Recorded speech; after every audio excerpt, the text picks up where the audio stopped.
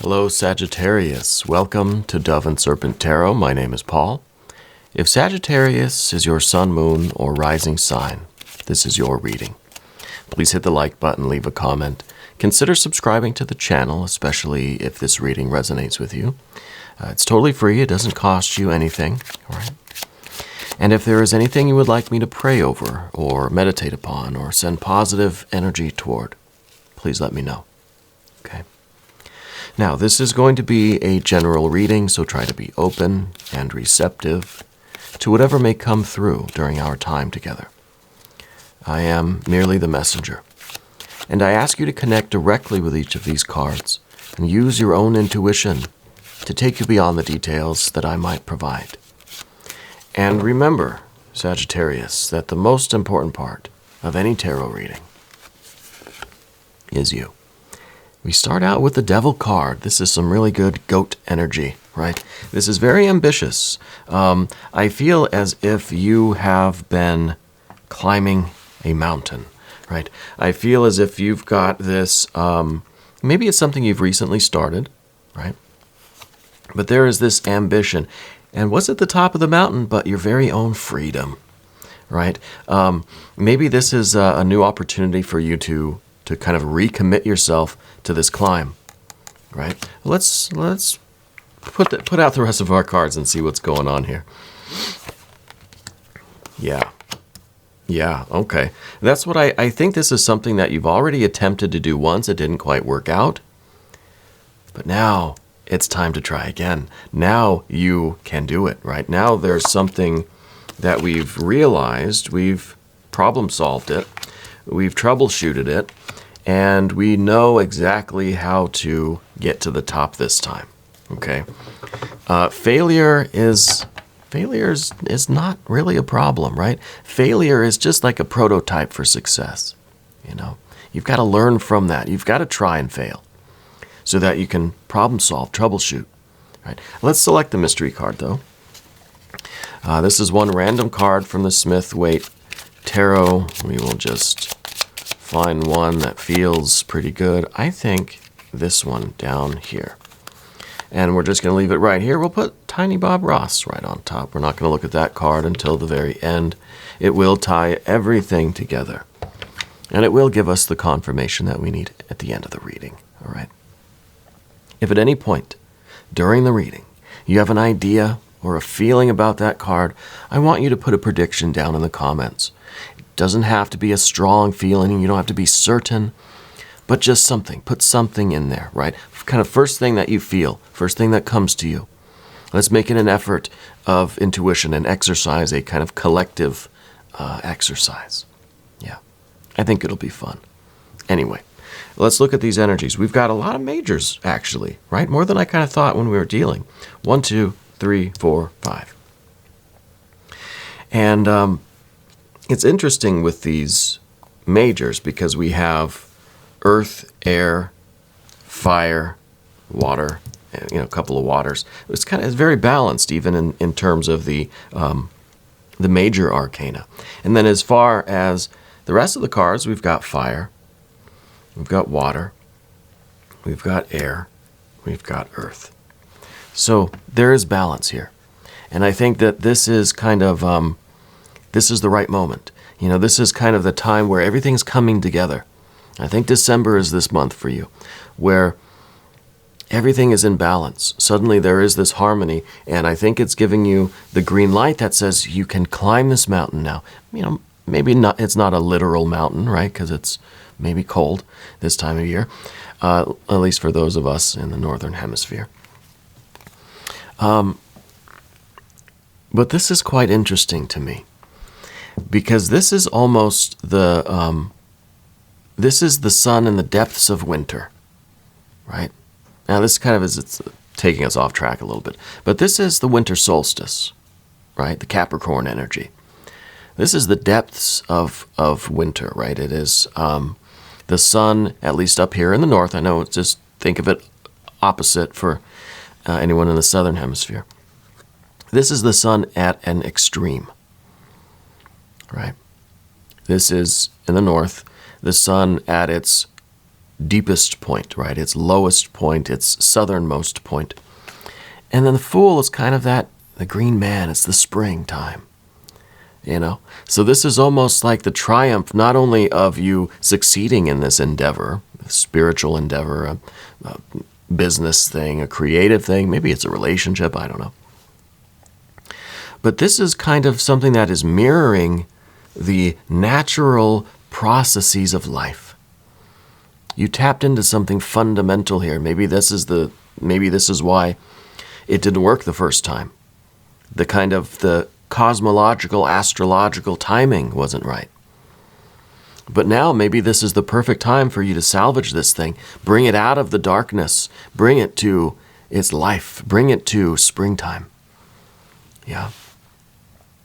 Because I feel as if, and this could be, we could be talking about your ambition here even, but whatever this project is, whatever this life kind of journey is, whatever this thing is that you've been wanting to complete, I feel like you tried and failed, right? And I think that maybe was a little bit of a blow to your confidence. In this card's the Seven of Pentacles. It is the card of failure, right? It is the card that says, I tried, I gave it a good effort. It didn't really work out the way I thought it was going to. But I feel like in this card is still the seeds of life. The seeds of hope are still here. Because I feel like this is, if we allow it, this is going to give us the confidence to keep trying. Just because it didn't work the first time doesn't mean you give up. It means you have to troubleshoot. It means we got to go over here and do these few things. But it's the encouragement to try again.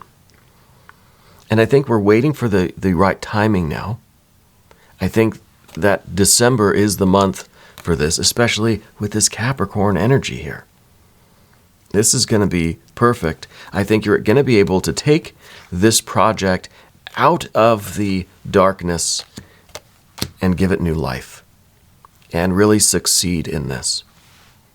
You're going to get to the top of the mountain and it's going to be beautiful. The weather's going to be nice. It's going to be warm and sunny. It's going to be free.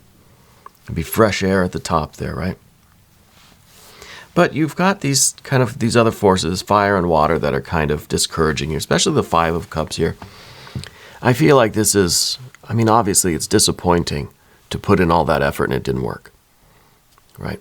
But let's understand that this feeling of disappointment can wash away. Let it flow back out to sea and let the waves of hope and encouragement kind of, wake you up, splash some of this hope on your face, and give it another shot. I think you'll find if you really, once we settle these emotions out, right? Once we allow ourselves to feel the disappointment and the sadness and stuff, but then let's start to feel joy again. Let's start to feel some hope. And what's going to give you hope, I think, is understanding, for one, what went wrong last time. Troubleshooting, right? Problem solving our situation. And then the Four of Wands here at the top of the path of the dove. This, I think, is you realizing, kind of unexpectedly, that, oh my gosh, everything is perfect right now. Everything is in alignment. This is that kind of perfect window we were waiting for. All the planets are lined up. You get a break in the weather, and it's like we have to be ready to go. It's kind of like, climbing Mount Everest or something. Ever watched those shows? I think there was one on Netflix called Everest. And it was always about kind of like waiting where you're at the whatever camp you're at. Maybe it's base camp or I don't know where. But waiting for the weather to clear. Thinking, well, maybe in a few days we'll get a break in the weather. We'll have some sunshine. It won't be super, super cold. The wind won't be as bad. And then we can make our run up to the summit. Right? I kind of feel like that's what the Four of Wands is for you. It's the realization like, oh, wow, we're getting a break in the weather. All the planets are lined up. All the people that I needed are in place. Right? All the red tape that I was waiting for, suddenly now everything's opened up. Yeah. It's finding everything to be in this perfect, harmonious moment, right? In a rather unexpected way. And I think this is giving you the encouragement that you need. You know, there's something that wasn't quite right the first time. Yeah, something was out of alignment. The timing was off, something. And that is disappointing, of course. That is disappointing. But when you realize that suddenly now, that timing is, for whatever reason, it's perfect now. And it could really be due to you troubleshooting and problem solving, right?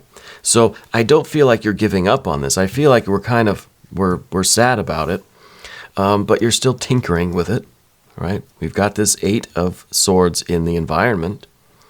To me, this shows that you're still looking at the problem. You're still approaching it intellectually, right? The 8 of Swords is problem solving, learning new skills to solve problems,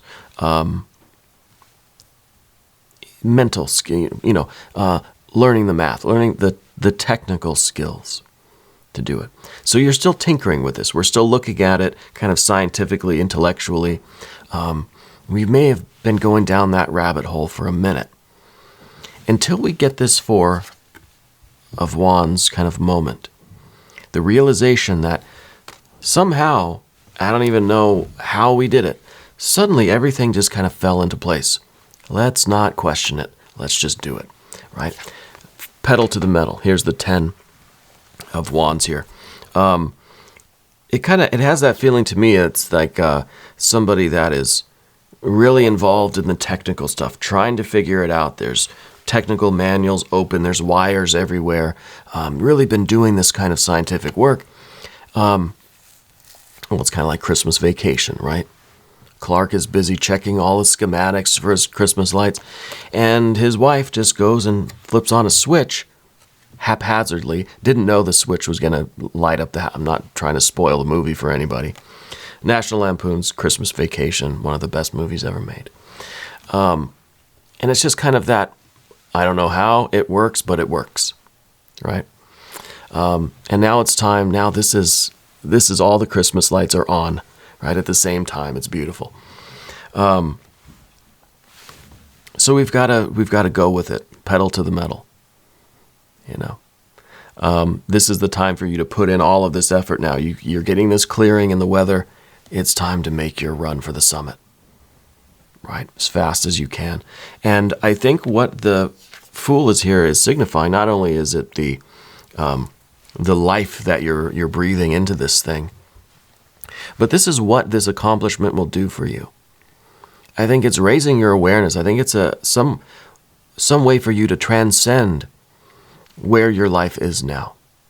So you might be securing more freedom for yourself, more creative opportunities. This could be very much a religious or spiritual thing for you. But this is the jackpot, baby. This is real transcendence and real freedom. It's almost like you are climbing. You're bringing your life out of this darkness into the clear, open, free air of this summit. Okay, so I think your life really is going to be completely different, right? And it feels to me like it is very much a December kind of thing, right? We even got some Saturn energy here in the 10 of Wands, and it's like usually the Saturn energy, the Capricorn energy, gets Saturn and Capricorn. I usually get a feeling of it's time to kind of slow down, right? It's time to restrict that kind of effort. It's time to ease up on the throttle. I don't feel like it is right now. I don't feel like that's what... See, we have Saturn back here too. And this, I think, was the restriction of your success, right? Because Saturn is not only the energy that can restrict and limit things, but is also the disciplined energy that is going to facilitate growth. So this really is telling me that it just wasn't time. We got the idea of Saturn and time and all that stuff. It wasn't time. The timing wasn't right before. You've got to wait for that beautiful moment where the sky clears and you can see the summit, and then bang, you got to go. And this thing you're going to get to the top of that mountain, and it's going to feel really, really good. Let's move to the path of the serpent now, and as I do this, I'd like to ask for your subscription. If you haven't subscribed yet, please do. Totally free, right? Doesn't cost you anything. And send some comments to me. I really enjoy not only seeing all of your predictions for the mystery card, but I love seeing where all of you are watching from, right? Just where in the world you're located. We have an audience that spans the entire globe, and it's really fascinating to me to see kind of how spread out our community is here. I really do appreciate all of you. Okay, so Hanged Man. This kind of waiting around feels like torture, right? Waiting for this perfect moment, trying to figure out what went wrong. It's torturous, right? And this could even be the beginning of a feeling like this is never going to happen, that you've almost resigned yourself to this not taking place. Okay. But I think that this is the Hanged Man is kind of saying, let's not be too hasty. Let's not make a decision either way yet. Let's not give up, right? Let's suspend our judgment. Let's suspend our sorrow, our lamentations, right? Not time for that yet. It may feel like it sucks, right? But it's not time to completely go into mourning yet. It's not over, right? You're still tinkering, troubleshooting. You're still trying to solve the problem here, right?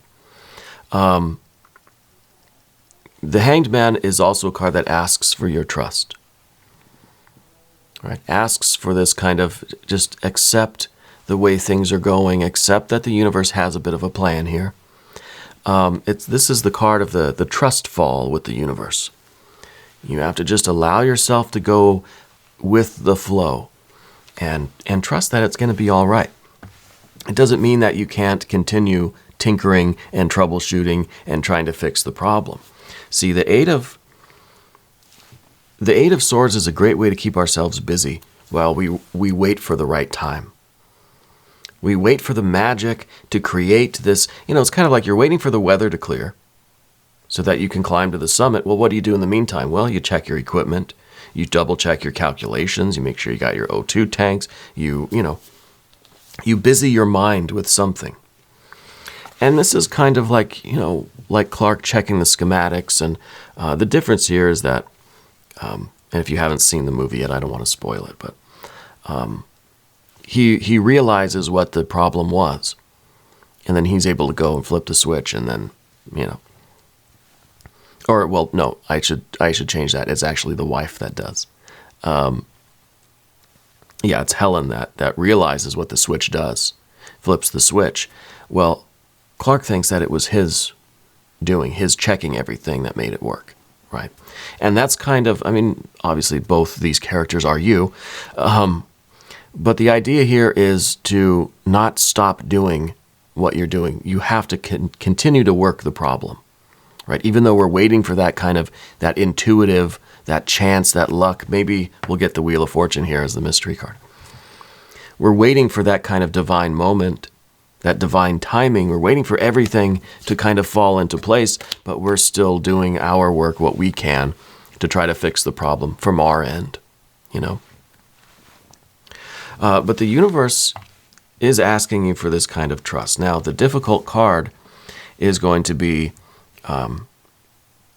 this moon energy, this darkness here. And right now it may feel like there is a lot of this darkness. It may be that we cannot see the summit of this mountain right now. This is a doorway through which we only see black. Okay? So there's a little bit of fear here. It's the fear of the unknown.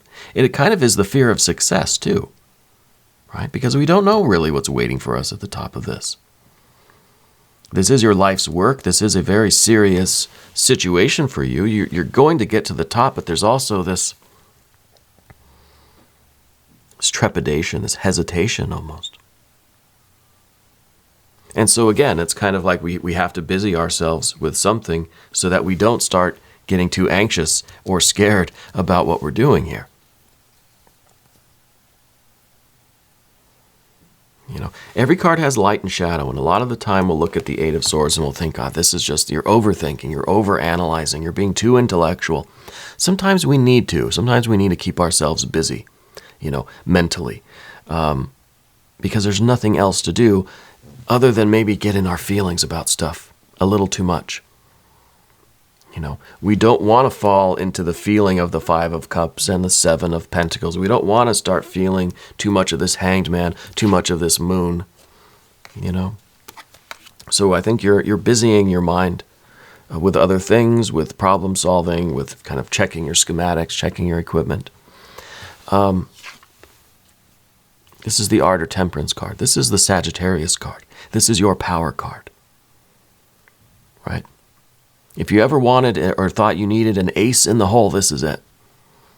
And this is coming at the end of things. This is saying that whatever you're doing, you're becoming the best version of yourself. And you are summoning all of this power to get yourself to the top of this mountain. But once you get to the top, it's almost like you're born again, right? Just as the sun is kind of reborn in spring, you're being born again with this kind of new lease on life, a new power, a new vision for your life, a new philosophy for your life. This is really stunning, especially to get your power card at the end after all of this. It comes back to you. Yeah. I really do like this. Let's look at the mystery card. I want to know. I want to know if this is going to be the Wheel of Fortune. Thank you, Tiny Bob Ross. If you have a prediction for this, put it in the comments. Again, just whatever is kind of, whatever your feeling is. You don't have to have, you know, absolute certainty about it. But just try to do it kind of off the top of your head.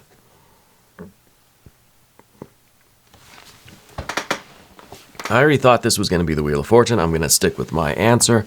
And we're just going to take a look. No. It's not the Wheel of Fortune, but it is the Death card. And the Death card, to me, kind of feels like that divine timing, you know. Because death, it doesn't mean death, right? It doesn't, it very rarely means a physical death. To me, this is kind of another symbol of this kind of rebirth, right? We had just talked about that. Getting to the top of this mountain, the idea that the Fool comes out in springtime, it's a new lease on life, a new philosophy of life. We have your power card. I feel like you're being reborn into a new energy. And this confirms that, because the Death card really should be called the Rebirth card, right?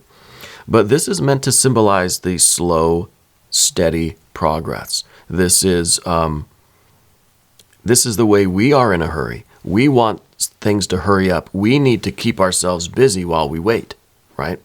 This is you kind of feeling like the wait is torturous. Death is not in a hurry. There's no rush with this card. Slow and steady. It's going to get to everybody. Right? Change is always happening. To us, it may feel, there may be this weird kind of time distortion where some days feel like they go by, you know, in seconds, and other times the whole day feels like a year. That all has to do with our mental and emotional energy. Okay, because death is steady, constant. To us, it may feel that it happens really quick or it's very slow. That change is sometimes very abrupt. We may have a tower moment, right? Or change can be very gruelingly slow, right? Almost insufferably slow. And that's why I think sometimes we need the Eight of Swords. Keep ourselves busy while we wait for things to happen as they naturally will. We will see the sky clear. We will make our ascent up the mountain. We will be reborn at the top. This is this is the best news, I think, ever, right? This is really, really good. We're going to do an extended reading. And if you want to check that out, click either above or below in the description box, all right?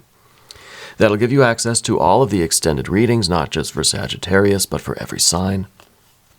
You can cross-watch. Maybe check the Capricorn reading, too. See what that's all about. I want you to know that you're the most important part of Dove and Serpent Tarot. If you haven't subscribed yet, please do. Totally free. Doesn't cost you anything. And I'm here every day from 6 to 8 a.m. Chicago time. Come back and see me again tomorrow. All right? There's plenty of room for everybody. I thank you, and I love you, and we're all in this together.